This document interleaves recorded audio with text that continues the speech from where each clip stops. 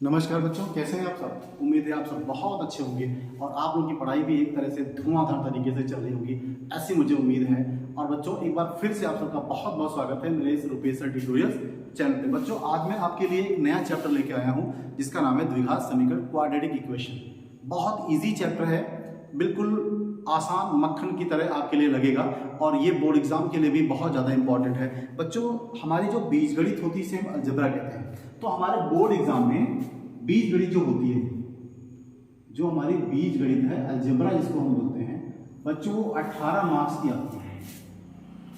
वैसे हमारे इसमें 3 चैप्टर थे, चैप्टर 1, 2 और 3। अब बच्चों चैप्टर 2 जो हमारा है 30% कोर्स में रिड्यूस हो गया है, हट गया है। तो इस तरह से हमारे सिर्फ चैप्टर बचते हैं 1 नहीं यहाँ हो गया, मैंने थोड़ा गलत दिया है बच्चों। ये 2, 3 और 4 चैप्टर थे, तो 2 चैप्टर हमारा हट गया है यहाँ से।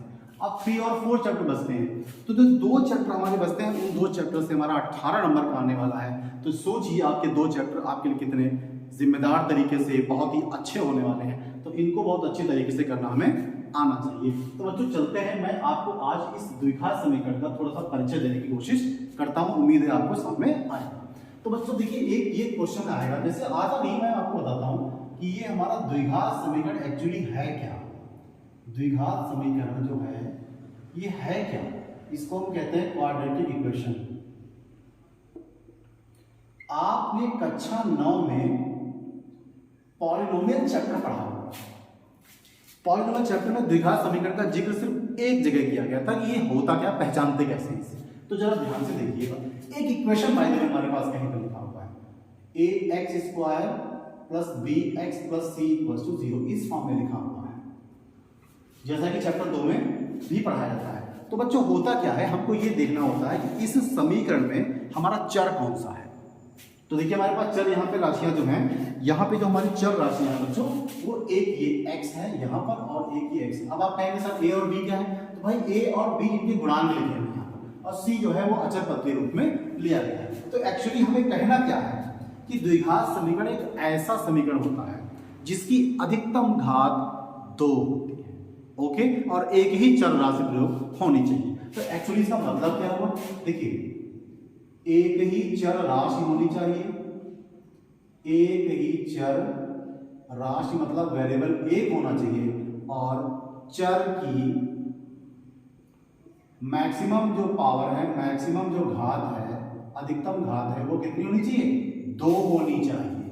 ध्यान दीजिएगा, अधिकतम घात 2 और चर राशि एक ही होनी चाहिए। x हो तो फिर x ही हो, y हो तो फिर y हो, y z t के बारे में सब नहीं होना चाहिए, ओके। तो ऐसे क्वेश्चन हमारा क्या हो जाते हैं, द्विघात समीकरण से। लेकिन कंडीशन क्या रहती है, ये जो ax² plus bx plus c बराबर 0 आपने लिखा है, इसमें हमारा b 0 हो सकता है, c 0 हो सकता है, बट a कभी 0 नहीं हो सकता। मोस्ट इंपॉर्टेंट थिंग है, ध्यान रखिएगा।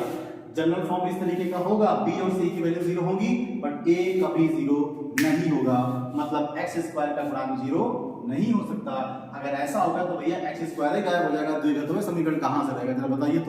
तो इस तरह से द्विघात समीकरण मैंने आपको समझाने की कोशिश की है, ओके। अब बात आती है द्विघात समीकरण के शून्य क्या होते हैं भैया। तो यहां पर होते हैं द्विघात समीकरण के शून्यक। शून्य का मतलब मूल भी कह सकते हैं, रूट्स कह सकते हैं, ओके। तो एक्चुअली समीकरण हमारे पास क्या दिया है, ax² plus bx plus c बराबर 0। तो बच्चों घात कितनी है, 2। तो जितनी घात होती है इक्वेशन की उतने ही मूल होते हैं। तो इसके मूल कितने होंगे भैया, टोटल 2, ओके। टोटल 2 मूल होने वाले हैं। अब यहां पर मूलों में एक संबंध निकलता है। तो बाय द वे हमने ऐसा ले लिया, माना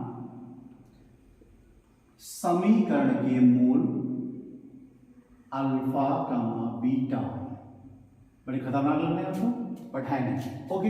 तो एक रिलेशन बनता है कि अगर हम मूलों का योग निकालना चाहें, अल्फा प्लस बीटा दोनों मूलों का योग निकालें, तो बच्चों ये आएगा माइनस b/a।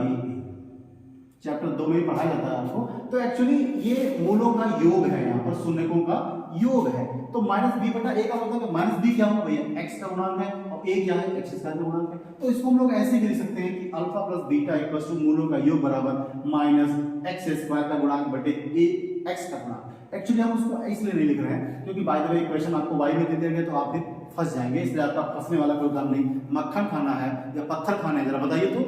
अब अगर इन शून्यकों या मूलों की गुणा निकालें, ध्यान दीजिएगा, अल्फा इंटू बीटा निकालते हैं तो बच्चों ये सी बाई ए आता है। ये दो सूत्र आपको बहुत काम आने वाले हैं। एक्चुअली एनसीईआरटी में अल्फा प्लस बीटा पर आधारित सवाल नहीं है, कुछ किताबों में मिल जाते हैं जो बोर्ड के लिए बहुत ही इंपॉर्टेंट होते हैं, मैं आपको अलग से करवा दूंगा। ओके, तो ये तो बात हो गई इनके शून्यकों की, दो शून्यक होंगे और शून्यकों में रिलेशन इस तरह का होगा।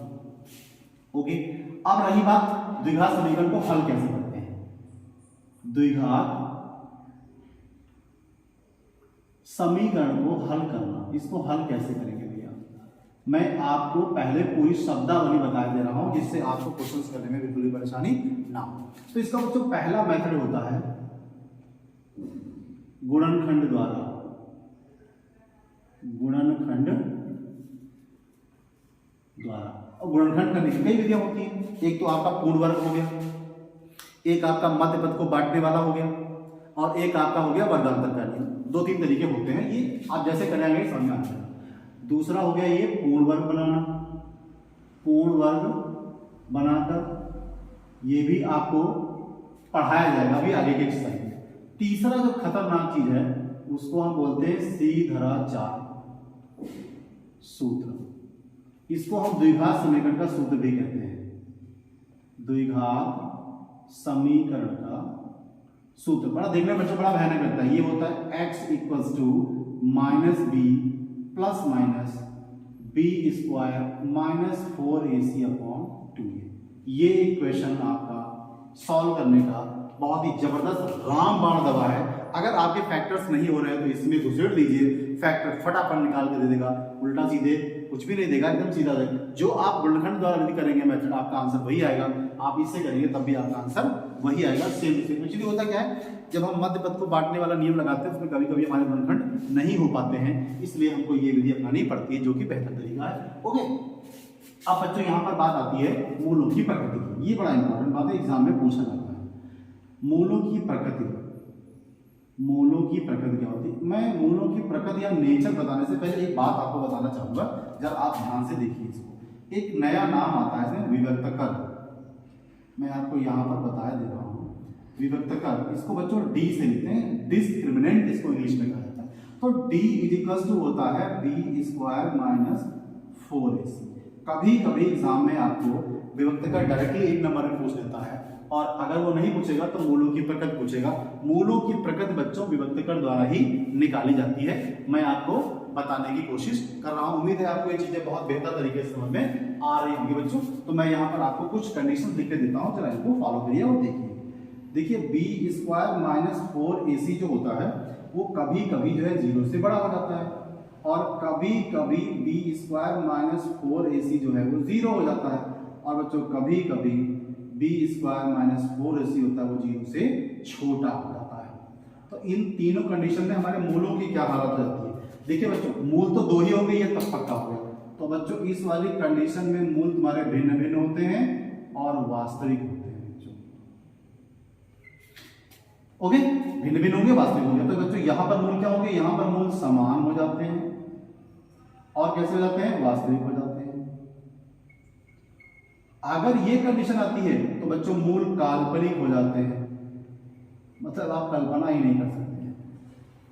ओके, तो जरा आप ध्यान से देखिए, मैंने आपको बताने की कोशिश की है।